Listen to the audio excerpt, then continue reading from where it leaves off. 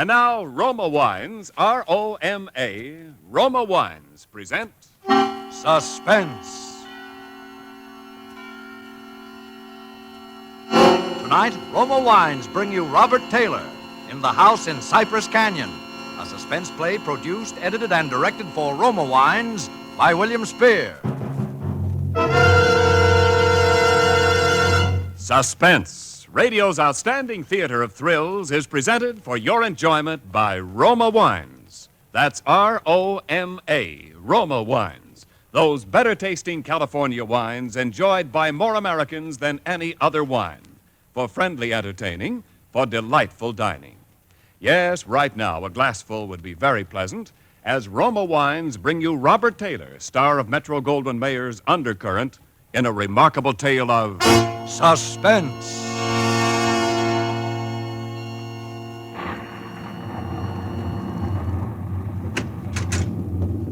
Merry Christmas, Jerry. How's the real estate business? Kind of early with your greeting, aren't you, Sam? Well, I got to get them in sometime. I may not see you again until next Christmas. If this real estate racket gets any crazy, I'll be dead by next Christmas. I'm glad you could get up here, though, Sam. What's on your mind, Jerry? You'll probably shoot me when you hear it, Sam, because I'm probably nuts. But doggone it, you're a detective and you're my pal, and I just had to tell somebody. Oh, you sound like it's serious. That's just it. I don't know what it is, Sam, but... Now, listen, you know we're agents for a group of houses up in Cypress Canyon. Mm-hmm. Those places that were started before the war never got finished. Oh, yeah. All I got in were the foundations, just concrete and a couple of beams. Well, they've been finished now. In fact, I'm putting up the for rent on the last of them today. What do you want? Police protection from the mob? Listen, Sam, this house that I'm talking about, it's got a number now, 2256. But before, when the men went back to work on it about 3 months ago, well, they just started when the foreman on the job brought me a shoebox that he'd found up on a beam. And this box had a manuscript in it, a story, kind of, all written out. Yeah. Well, he gave me the thing. I read it. I didn't think much about it. I put it in my desk. But the other day, and I happened to drive by there, I saw the number on the house and what the house looked like. I thought of this manuscript. And, well, I don't like it, that's all. There's something funny about it. What's funny about it? Well, mind you, this thing was found in an unfinished house in Cypress Canyon. House that was only just started building. All right. Well, listen, Sam, I want to read it to you if you got the time, and you'll see what I mean. All right, shoot. Well, here's how it begins. To whom it may concern, my reasons for setting down on paper what follows here will be abundantly clear to anyone into whose possession it may fall. First, let me say that I'm a very ordinary person. My name is James A. Woods. I'm 35 years old. By profession, a chemical engineer. My wife, Ellen, was a school teacher when I met and married her in Indiana 7 years ago. There's nothing in the past life of either one of us to suggest remotely any cause or reason for the dreadful thing that has invaded our lives. Our married life has been in no way different from that of millions of other average, reasonably happy, and congenial families.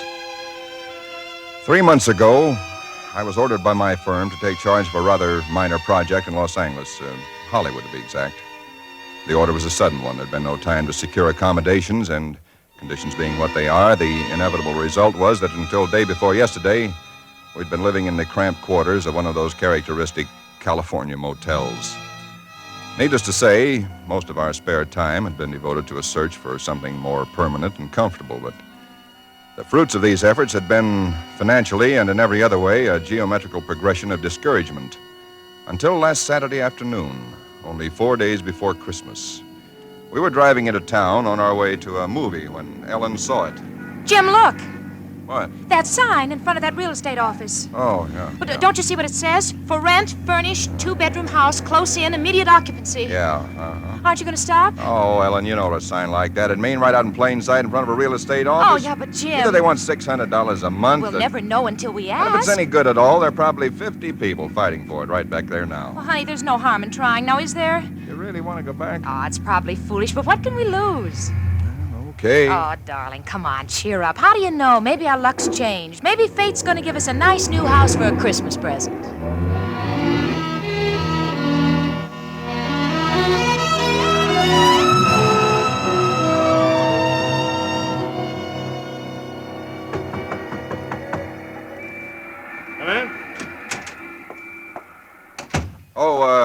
First, sorry to bother you, but we just happened to see that for rent sign outside. Oh, and, yeah, I hung it outside just this minute.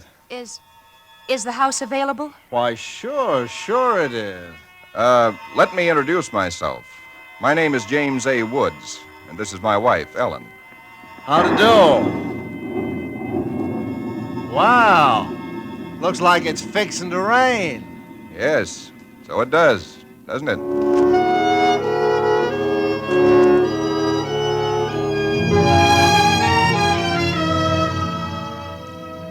Well, it was one of those things. The real estate agent had just been authorized to rent the place by mail that morning, and he'd hardly had time to look at it himself and put up his sign when we drove up. It was just an ordinary little California house about halfway up Cypress Canyon, number 2256. Just an ordinary, undistinguished little house. The agent didn't know much about it. Construction on it had been stopped by the war, and it had just been completed and furnished lately. Been vacant while somebody's estate was being settled, and now it was owned by a bank in Sacramento. Of course, we didn't Got care this about key all in the that. mail along with the authorization to rent. Only one there is. Of course, you can have duplicates made. Yeah, seems to stick a little. Oh, no, there it is. Doesn't sound as though that door had ever been opened. Well, a little oil on the hinges will fix that all Oh, right. sure. Now, here's your living room.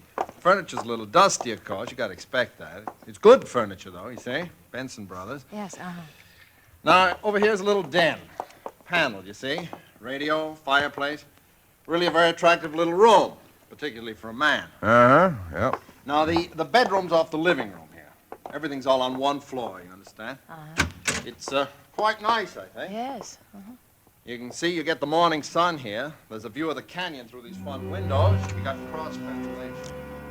That's about all there was to it. It wasn't the best place in the world. It was small and badly built, but what would you have done? We took it with as little inspection as that.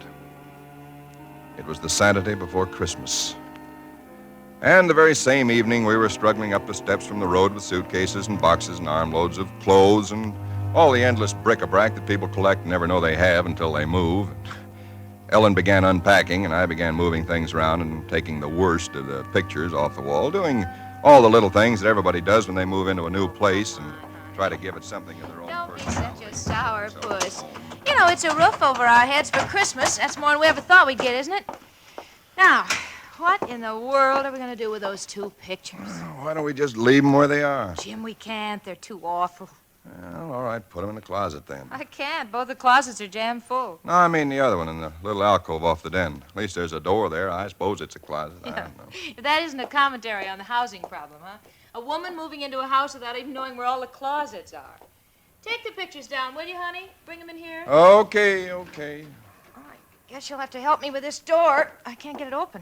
Let me see it. Well, of course you can't, silly. It's locked. Where are those keys we found on the desk? Here they are. No, not this one. Sure, this one won't work. No. Feels like an awful solid door for a closet. Oh, and that's one solid door in the house. No, this one won't do it either. Well, we'll just have to get a locksmith up here on Monday. I'll put the pictures behind the desk, okay? Yeah, all right.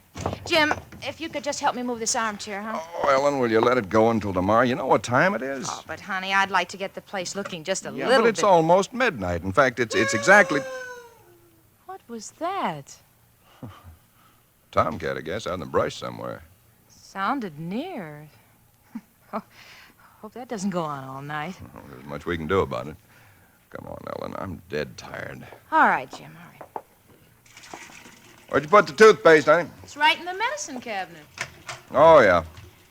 Jim, we ought to get some firewood tomorrow. You know, a fire in that living room would make all the difference in the world. Can't. Sunday. Well, Monday then. Jim, I think red curtains are what we need, don't you? Mm-hmm. You know, just at least for the living room. Anyway, the ones in there now have just got to come down. Yeah, I suppose they do. What do you think of red? Well, I guess it's all... Jim, It's some tomcat. Jim, it sounded in the house. Oh, now, how could it be in the house, Ellen? We've been over every inch of the house. Except that closet. Now, how could a cat or anything else be in a closet that's been locked up for over a year? I don't know. It's probably under the house. A wildcat or mountain lion or something. I hear they have them in California. Jim, I don't like Well, it. neither do I like it, but there's nothing we can do about it tonight. Well, maybe we ought to call somebody, the police or some don't neighbor. be silly, Ellen. You act like a kid. Come on, let's go to bed, huh? All right, I suppose it is silly. Jimmy, did you lock the door? Yeah. Can I turn out the lights now? Yeah. All right. Good night, Ellen. Sleep tight. Good night, Jim.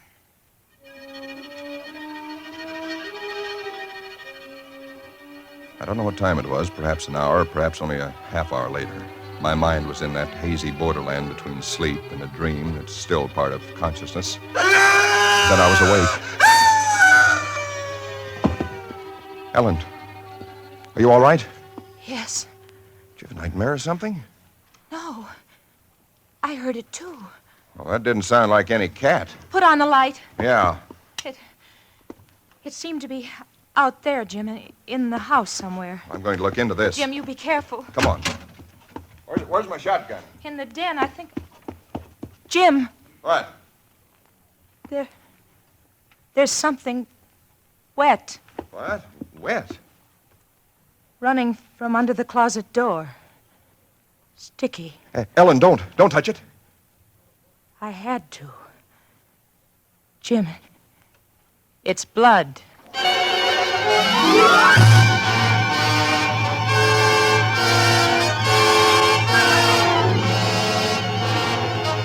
For Suspense, Roma Wines are bringing you Robert Taylor in The House in Cypress Canyon. Roma Wines' presentation tonight in radio's outstanding theater of thrills, Suspense.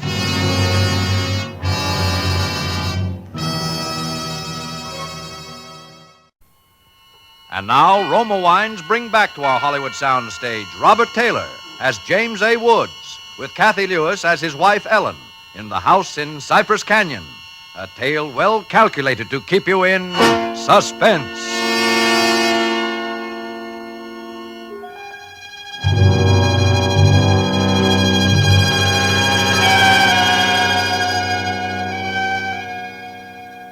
It cannot be too difficult to understand from the foregoing why I've taken the pains to set down in writing the events related here.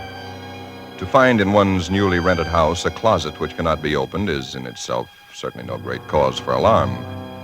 But to be awakened in the stillness of the night by unearthly cries within that house, to find oozing from under that closet door something that is unquestionably blood, that's another matter. Perhaps others might have been braver than we. Suffice it only to say that we got out of the house in something very close to a panic, and only returned when we had the moral support of two stalwart Los Angeles policemen. You just moved in here, you say? That's right, officer. You can see we're still unpacking. And the place has been empty right along before that? Yeah, I don't know much about that part of it. You could check all that with the real estate agent, though. Well, where is this closet? Oh, it's right in here, officer. And the blood is... Where? Where's the blood? Jim? Officer, I swear to you, there was blood on the floor less than an hour ago. I saw it. Uh-huh. It was running out from under that door. We heard that noise, and we got up, and then we saw it. The door was locked. Locked, huh? Oh, no, Well, it seems to be all right now. Hey, you folks aren't trying to be funny, are you? Isn't there anything in it? No, ma'am, there is not. Look, officer, we're reputable people. You can call my firm. They'll tell you all about me. There's nothing wrong with this closet. Walls are solid. No trapdoors. If you think I'm lying... I didn't say that, mister. Oh, you probably did hear some sort of a noise, and you got a little panicky, and, What about the blood? It got on my hand. It isn't there now, is it? Yes, Where? I feel it. Now, you folks just take it easy.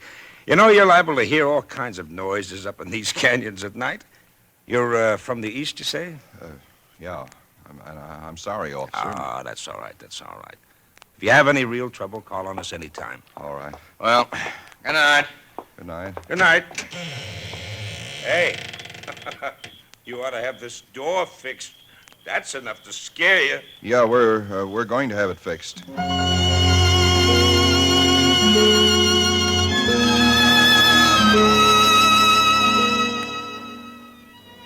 We didn't say much about it after that. There wasn't much that could be said. The next day, I went down to a lot and bought a little Christmas tree and some trimmings, and we tried to pretend we were cheerful, but there was an uneasiness between us that had never been there before. Ellen seemed tired and listless. Several times during the day, I noticed her washing her hands with a brush, scrubbing the one that had touched the blood. That night, we each took a sleeping pill and went to bed.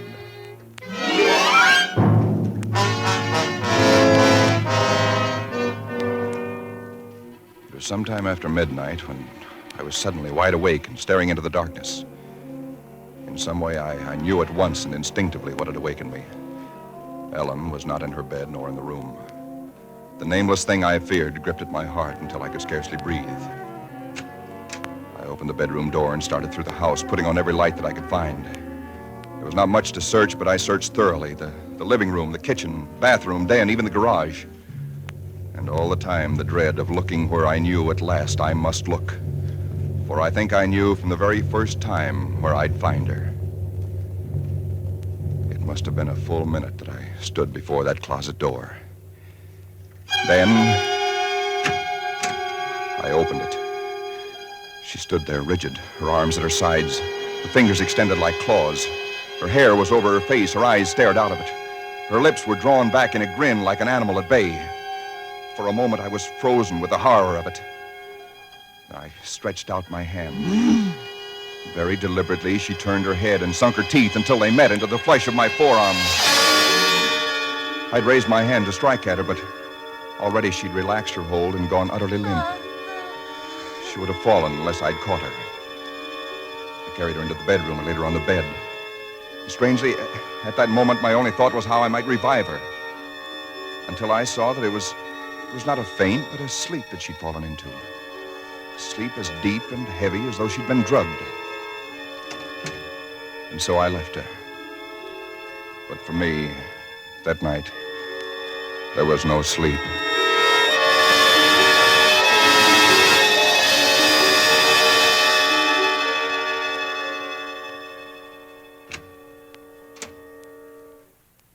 Jim? Yes, Ellen? What are you doing up so early? Oh, I got a little restless. I'd make some coffee. Oh. Oh. I had the most wonderful sleep. And I feel so rested. Do you? Mm-hmm. Jim. What? What's the matter with your arm? Oh, I just heard it.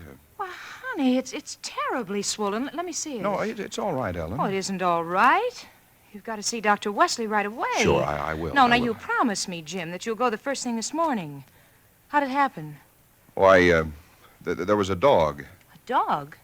Yeah, I heard him trying to chew through the screen door. I went out to chase him away, and he bit me. Well, you mean there's all that racket and I didn't even wake up? No, Ellen, you didn't even wake up.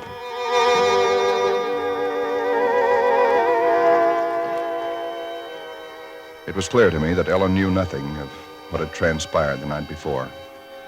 I went to my office that morning and made a pretense of going over routine business, if only to restore my mind to some semblance of calm by the sight and sound of common, familiar things. Pain in my arm had become a persistent, dull throbbing. I made a late appointment with Dr. Wesley. He treated my arm with something of an arched eyebrow, and he said, Well, I've never seen anything quite like it before. That is such a rapid onset of infection.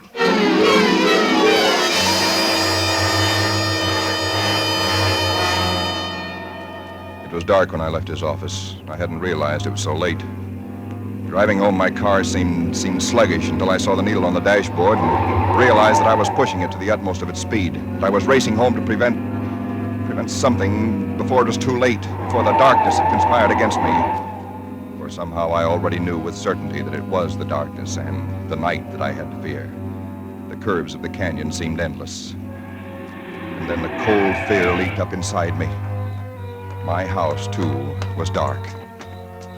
I went slowly up the stone steps from the road, looking, praying for some sign of light or life. There was none. The house was empty. Ellen was gone. I looked with the same self-torturing thoroughness, and in that closet first of all, knowing as I did so that it was hopeless. so, alone in that empty house, I waited, powerless and helpless now, deadened in thought and will, empty as the house itself, save only for the overwhelming sense of a terrible foreboding. It was sometime in the early hours of the morning, I snapped on the radio, shortwave. Why? Surely a minor question now. I only know that I did. And then I heard it. Car 58, car 58, go to Laurel Canyon, the 4000 block. A report that a man has been injured or attacked. Condition thought to be critical. Ambulance will follow. That is all. I was there almost before the police, edging my way through the little crowd, staring down at the man lying there in his white uniform under the streetlight. Yeah, the milkman, poor guy. I heard him scream, but when I got here, he was just like this. There's All nothing right, around to stand back, stand back. Please stand back. Well, you again. I heard it on the radio. I live just down the road. Yeah, I remember. What happened? Well, take a look. Maybe you can tell us. He was dead. And he was lying on his back. And his throat had been torn out, as though by the fangs of some wild animal.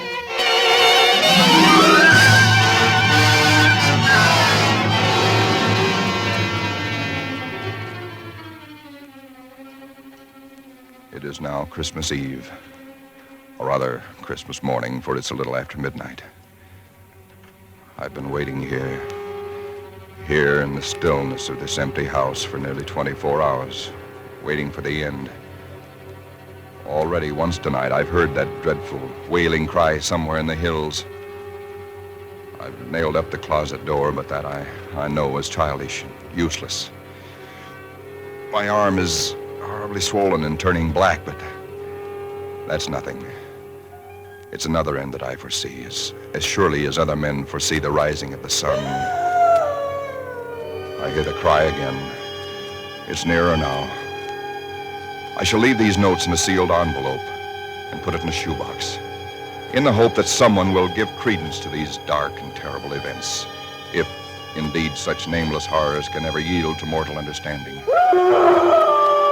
As for myself, I feel no longer any fear or even sorrow, only a desire that the end and the thing that I must do may come soon. And it will be soon, I know. Yes, for there is someone at the door.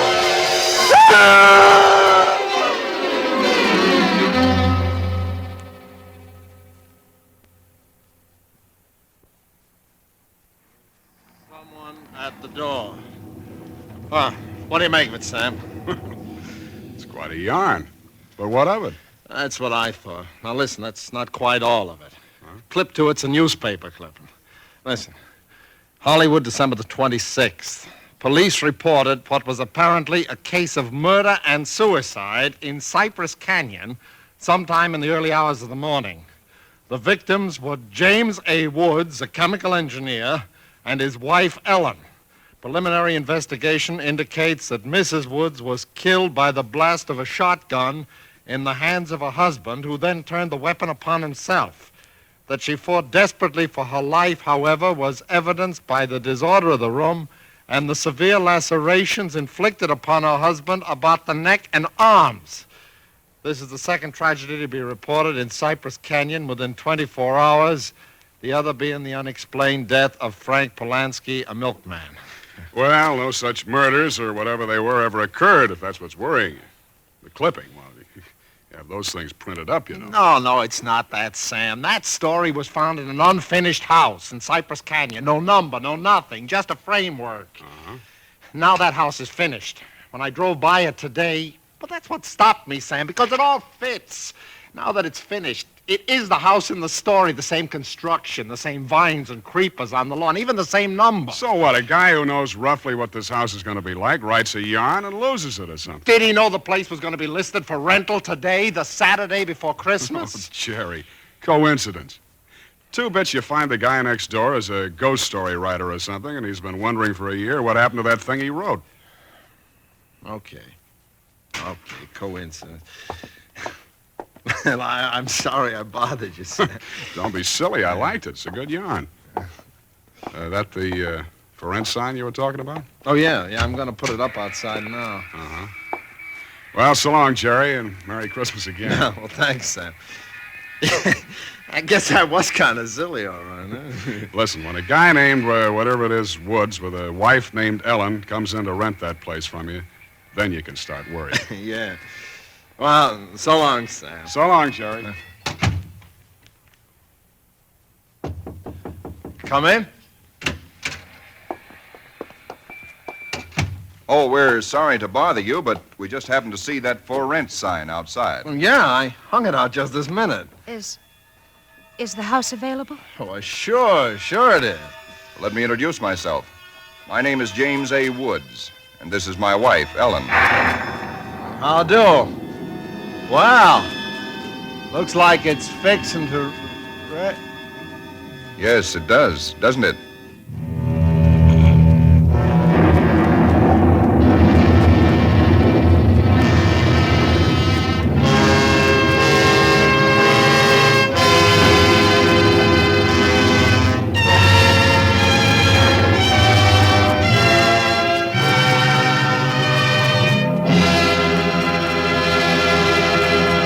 Suspense.